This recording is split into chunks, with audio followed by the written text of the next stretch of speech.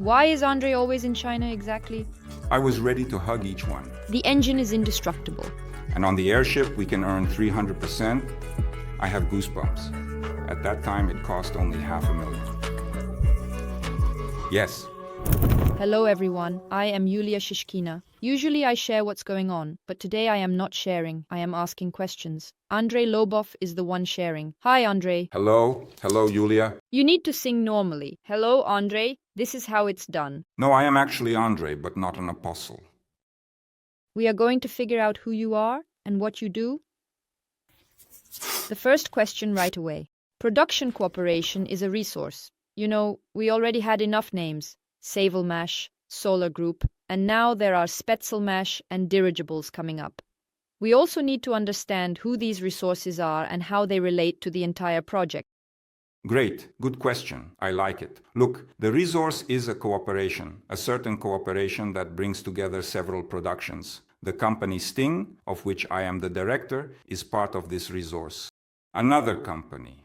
Yes. Then there is the production team of Vitaly Ivanov in Belousovo. He is indeed also actually part of the resource, in fact.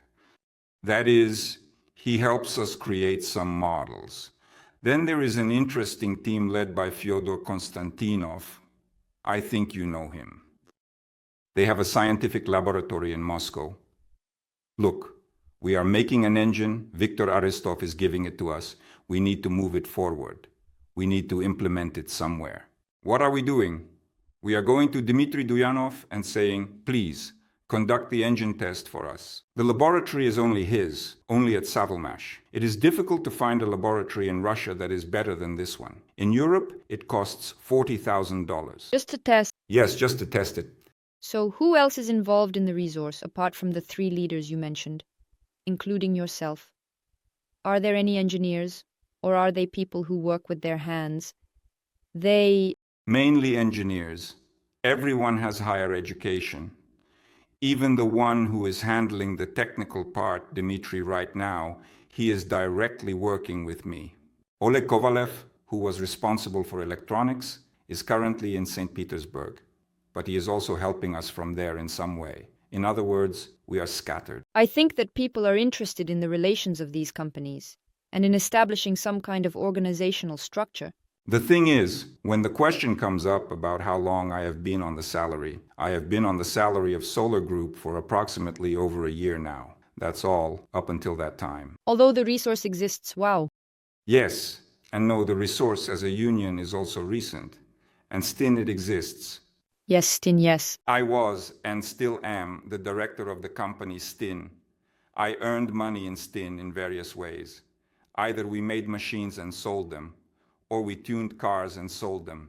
There were many options. Now I will probably ask a normal question. Stin and the resource are not subsidiaries of SOLARGROUP. No, these are independent organizations that created SANI.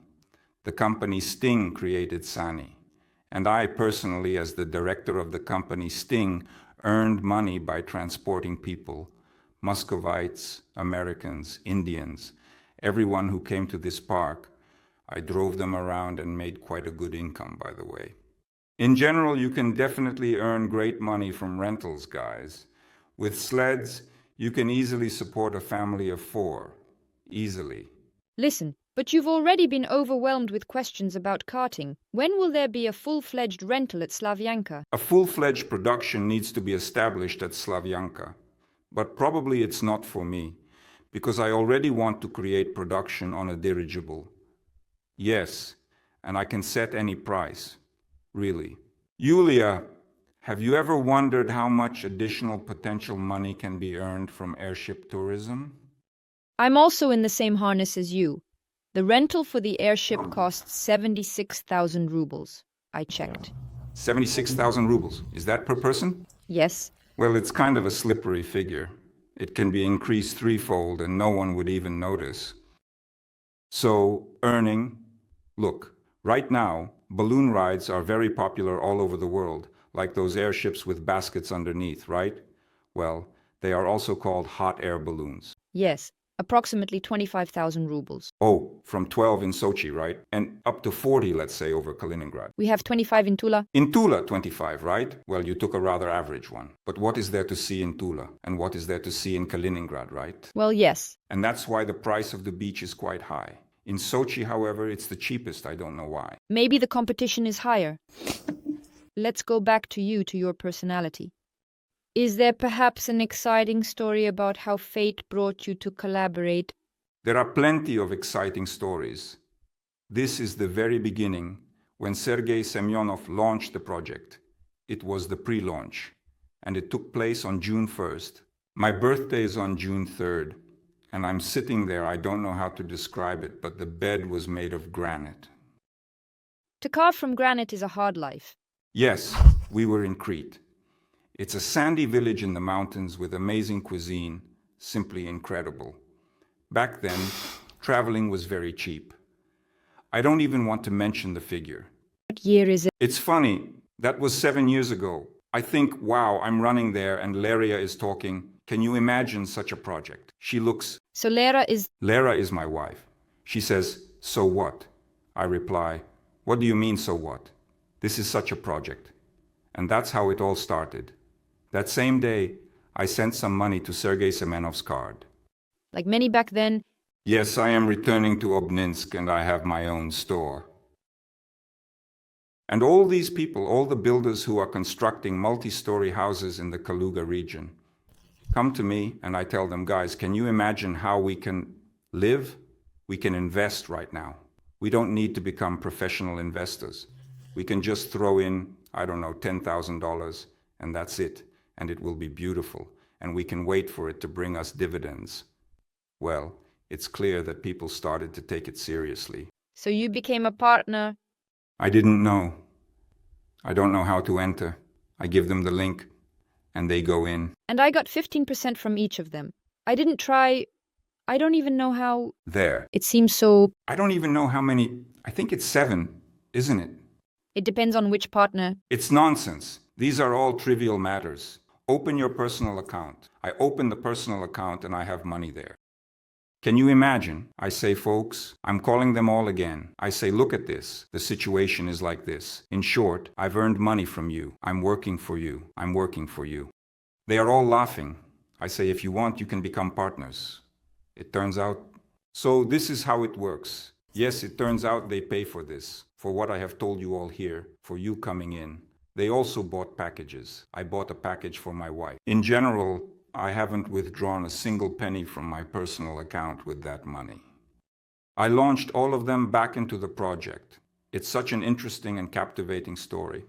After that, all these guys around me started helping me in every possible way. Then Vitaly Ivanov said, let's create something. Well, let's give it a try.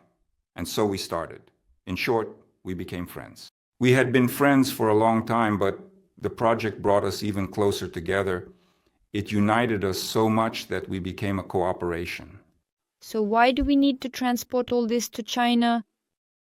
Well, because we have already grown to the point where we can actually push the process forward. That is, I am always waiting for people to use our developments and start production.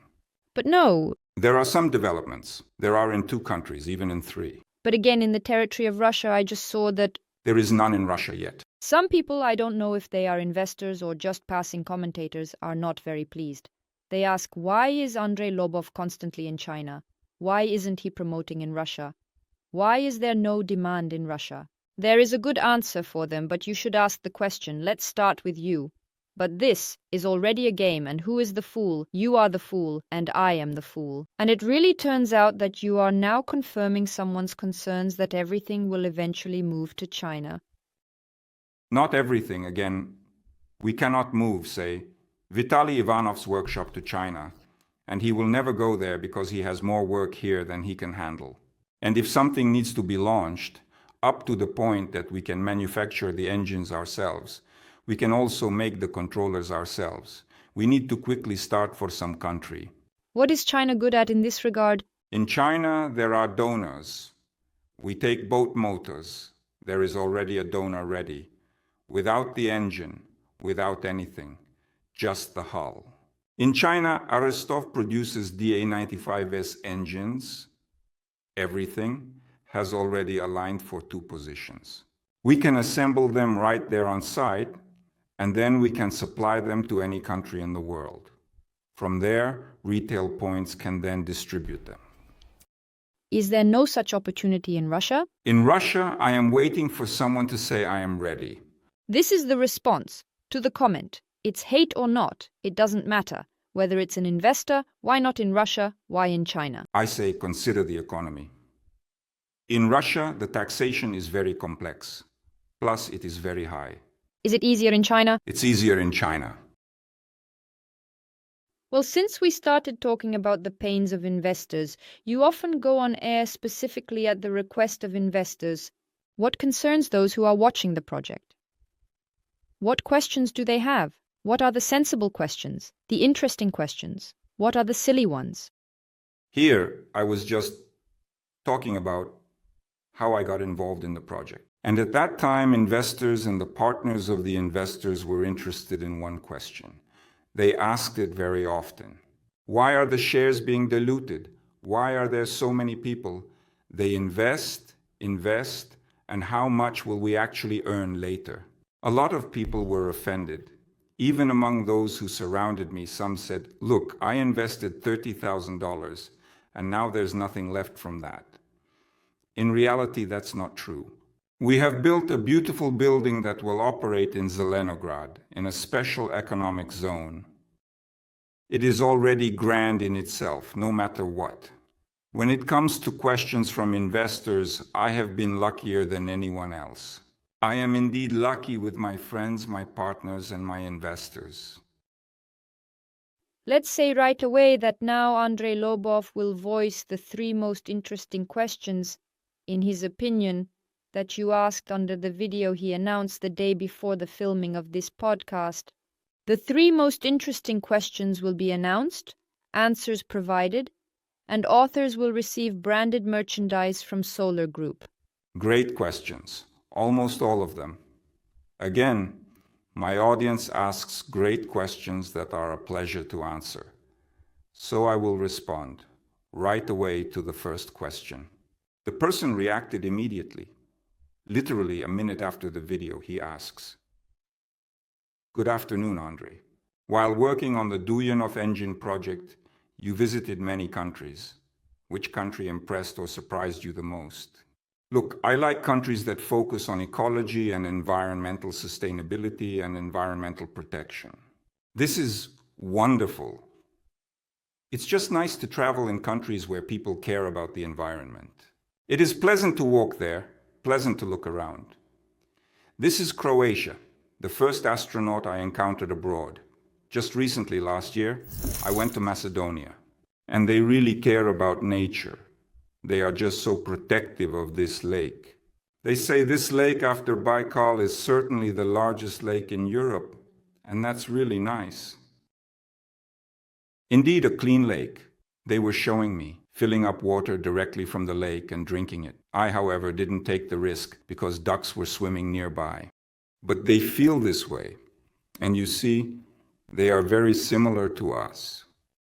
First of all, there is Kirill and Methodius. Secondly, it is practically Russian speech. Thirdly, they are very warm-hearted and hospitable. Then they quickly assembled a team. With this team, they created their own boat over the winter. If you had seen this boat, it is beautiful. And was the engine yours? The engine was ours, and it still is. We are now approaching the point where people will say, "Give us 100 engines." How am I supposed to give them? In Russia, no one wants to produce 100 engines. But in China, sure, the same Aristov says, "I will give you 100 engines." Well, I mean these very engines. And let's return to Macedonia. Did I understand correctly that you are talking about ecology, specifically that they are switching boats to electric engines? Yes. It is because they are fighting for the purity of water. Can you imagine 2,000 engines on the lake are making money, and they are gasoline-powered? The ecologists are already up in arms about it, and we have significant support there. We are supported by ecologists and government officials. It's not just a matter of casually entering there on an electric boat, right? All the documentation is needed. Just now, when we were talking about airships, I encountered in China that people spend 3 years getting documents at the government level. It's the same everywhere. If you are launching something new somewhere, you need to provide all the documentation to ensure everything is safe, with all the signatures and approvals in place. It is a complicated process. So this is the answer to the question of why Macedonia, why China, but it's easier for us to develop what we do in countries where it is needed, where it is in demand. Because as I understand it, if you tell someone at the lake to take a boat with a motor or an electric engine, they will say, "Dude, leave me alone. I'm managing just fine." The most interesting thing about this issue is not that this question is what truly amazed and surprised the country. So I talked about Macedonia. Yes, it's amazing, but it's like that in many countries. But the country that surprised me, you would never guess which one it is. So Yulia, guess which country surprised me? I have been almost everywhere except for Austria, Australia, and North America. I also haven't been to what's it called, the North and South Poles. I will fly on the airship. Well, guess what? It's just so obvious. It's right here in front of you. Here it is. Yes, yes, yes, this country, Russia, has indeed surprised me. Upon returning from these trips, I realized that there is actually no better country. Why? When I was getting on the plane in Istanbul, you wouldn't believe it. There were Russian people gathering there, those who were flying to Russia, and I was ready to hug each one of them. Apparently, it was written all over my face. You just travel a lot? No, no, no. And you know, in this country, specifically in Russia, there are a lot of opportunities. Despite the fact that we are being suffocated by taxes, despite the fact that we have a lot of pessimists, and despite the fact that we are currently in an extremely unstable situation, there are still plenty of opportunities in this country. We can undertake projects, and we can raise funds. Nevertheless, the project funded by Solar Group has gained trust. At least 2 more questions should be highlighted. So, good afternoon, Andrey. I have a question. Is it really possible to create a family airship for travel so that it is accessible not only to millionaires? As for the part about not being for millionaires, I have my doubts. How much could such personal transport cost? What size should it be? Let's say the most compact option, safe and all that. Well, all right. Look, the smallest, as far as I know, is a controlled single-seat aerostat, 25 meters by 8 in diameter. Creating for ordinary people, well, let's face it, not everyone can buy a car, right? Or even a scooter. Yes, not everyone can afford to buy an electric one. And he will say, well, I would rather pay off my mortgage than buy a scooter. Therefore, in any case, a dirigible is such an item. Well, I think it will be considered a luxury. Yes, that is. It should be a family thing. And it will be a family thing. I met a person in China. This particular person is involved in machine engineering in Russia. He opened my eyes a great deal more. He said to me that if he were to enter the business again now, he certainly would not get involved with machines at all. I would sell all my machines and invest all that money into airships.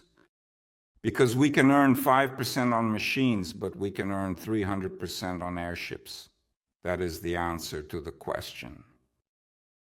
If we look at airship construction from a business perspective, then family airships need to be built.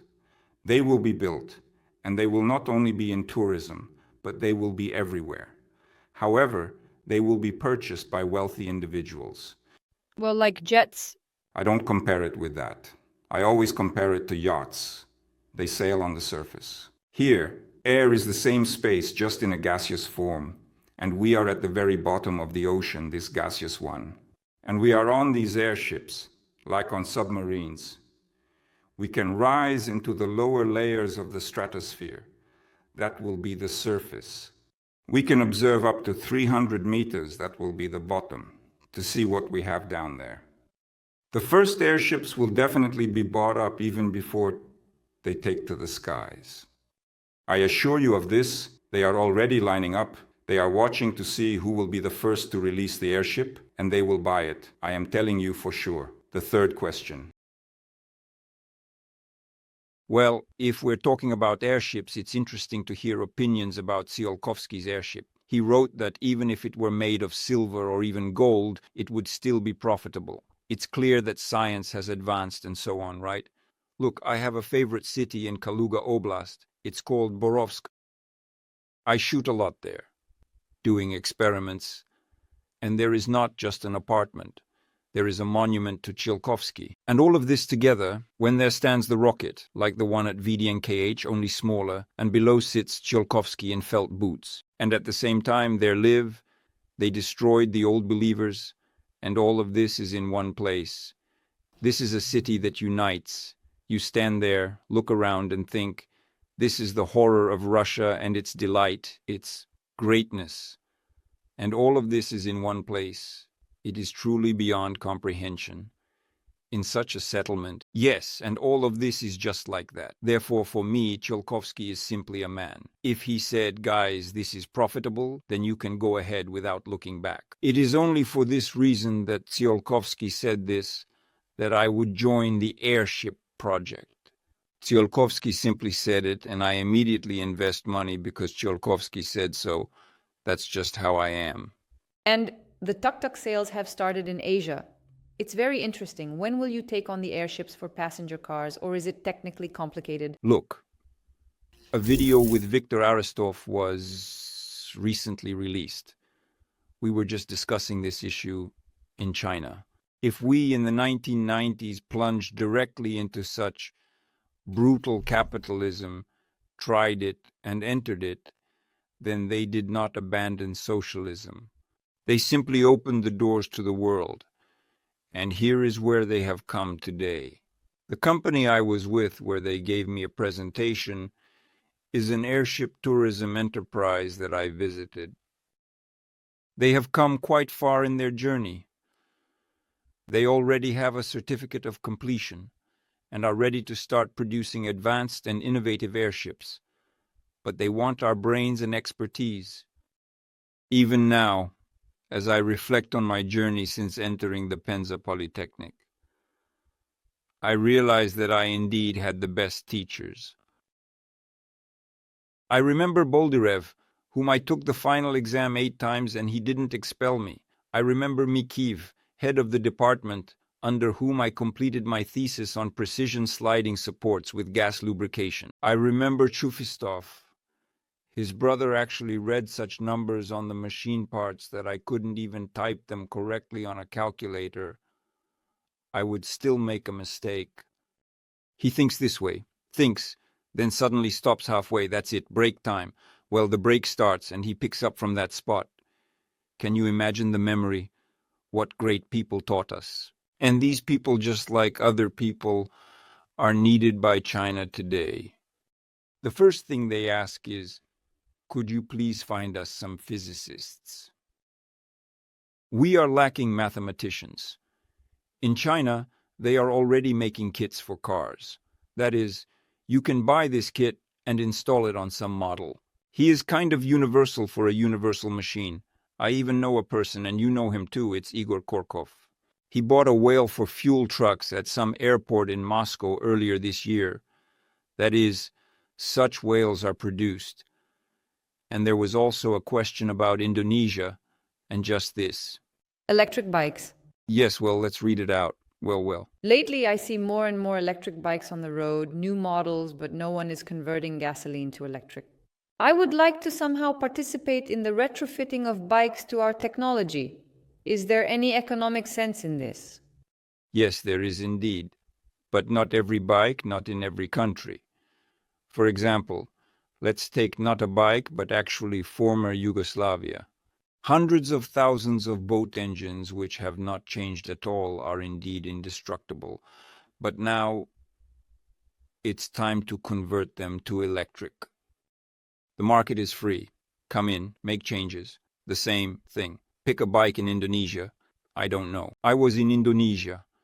I saw thousands of different bikes. To this day, The island of Kalimantan, specifically northern Kalimantan, has Ulin, our partner. A solar boat was made at his request. Nearby, the institute got involved. He is making this boat a drone. That is, it will be a remote-controlled model of a boat with our engine, and a person wants to put this into production, wants to make a business out of it. In other words, he is independently exploring the niche. The same is true here with motorcycles. Here is Viktor Arestov. A company from Indonesia has approached him. There was also a question why our engines? Because in Indonesia the terrain is mountainous. And simply put, the engines cannot ascend a slope greater than 20 degrees. And our engines with the Slavyanka easily do this. They lift off. That's why people from Indonesia come to China, look at these cargo machines, and say, everything is great, just install your engine in there. Here, they are really making giant strides into the future. What do you think? Is it possible to create a 3-component, environmentally friendly product in the next decade? For example, we ate in the cafeteria, went out of town, flew over the mountain, and landed on the lake to catch fish. Yes, that's exactly how it will be. The craziest ideas always come to life. Well, if we can't buy ourselves an airship, we can rent one, right? We can not only rent it, but we can also use it like a tram. That is, we can have a meal and then fly over the mountain on the same airship. Thus, if you install the Slavyanka engine on an electric vehicle, it requires reprogramming the controller. In the case of this truck, it was simply a matter of changing the motor. For this little truck, we need to change not only the motor, but also the controller. China makes controllers for synchronous motors, but we have already developed our own controller. They are asking about Sanya. Have you abandoned him? Now like a museum exhibit. The sleds were not abandoned.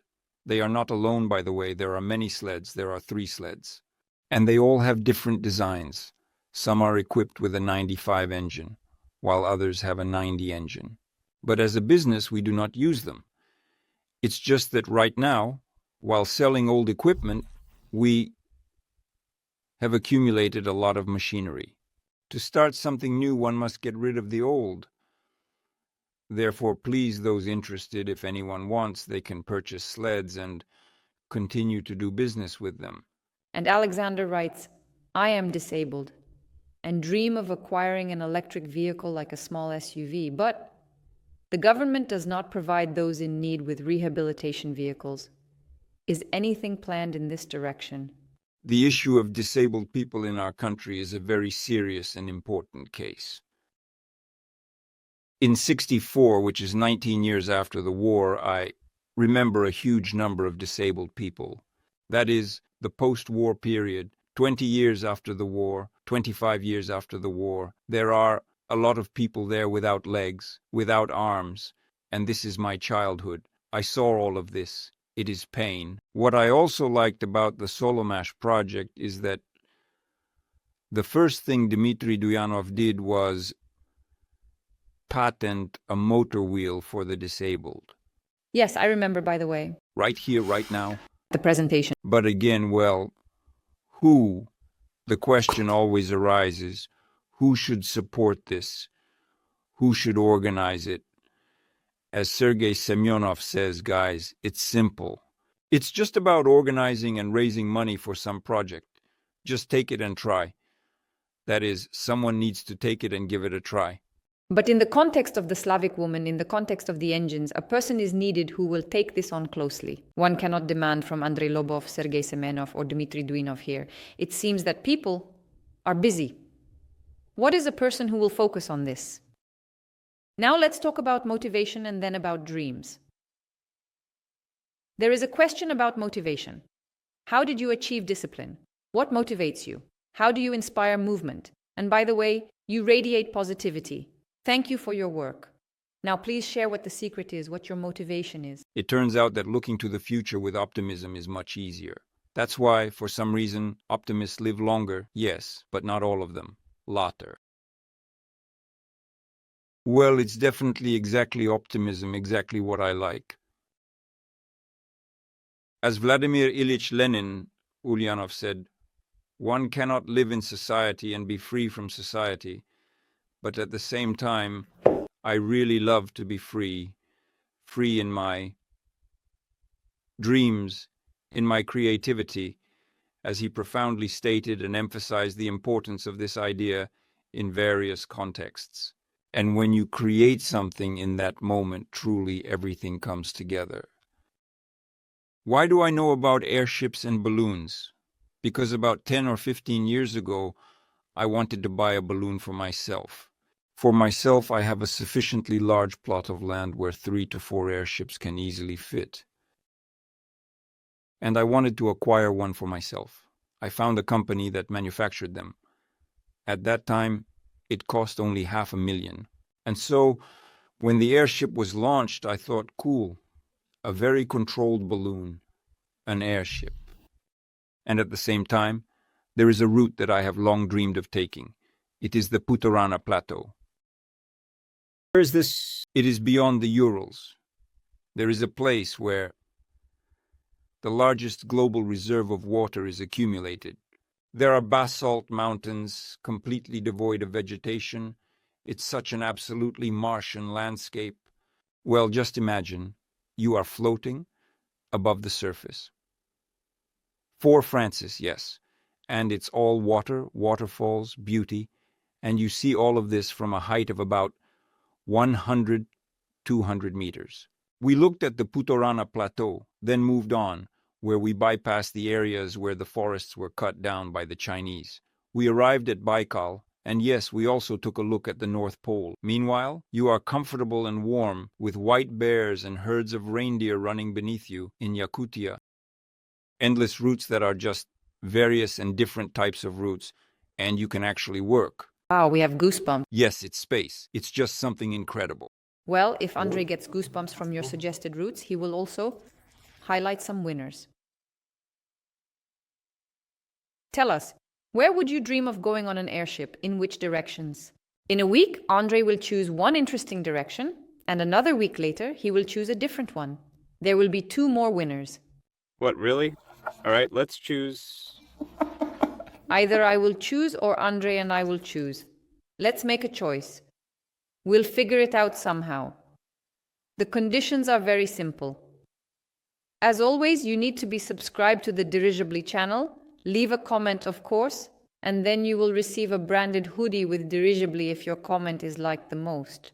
Dmitry Alexandrovich Duyunov answered this question for Semyonov, and Sergei Semyonov answered this question for me, but I will ask you, is it possible to launch an airship powered by Duyunov's motor?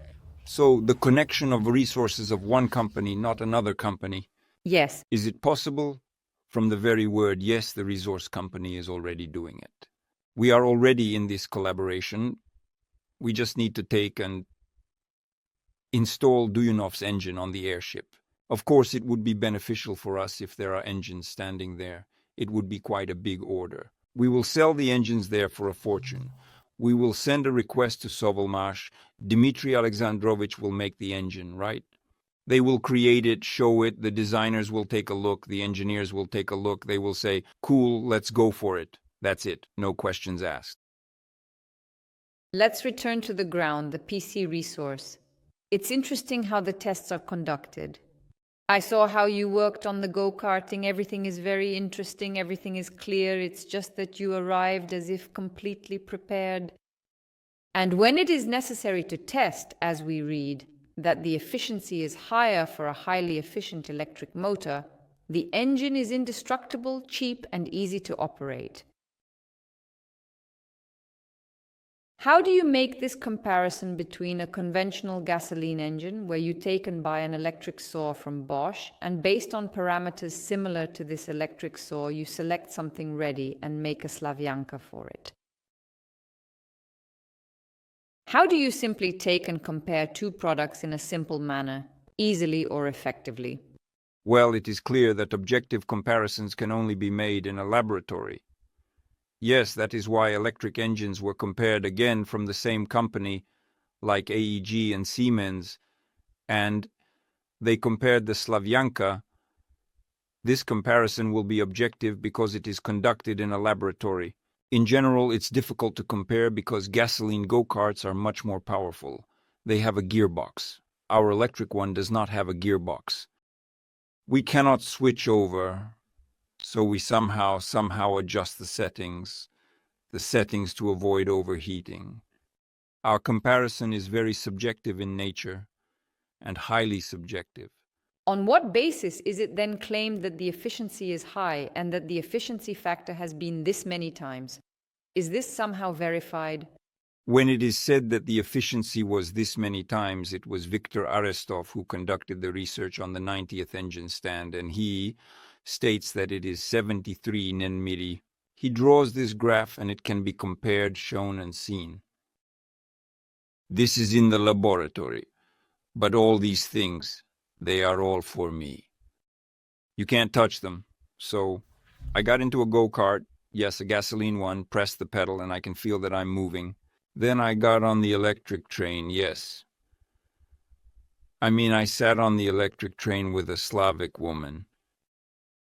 Wow, interesting. I changed the settings there, even more interesting. And it is only through such comparisons that we came to the conclusion that yes, the Slavic woman has a place to live. She is effective, but only in comparisons. How can the use of Slavyanka engines create significant and substantial competitive advantages and reduce energy consumption during flight on an airship? I can only speak from experience.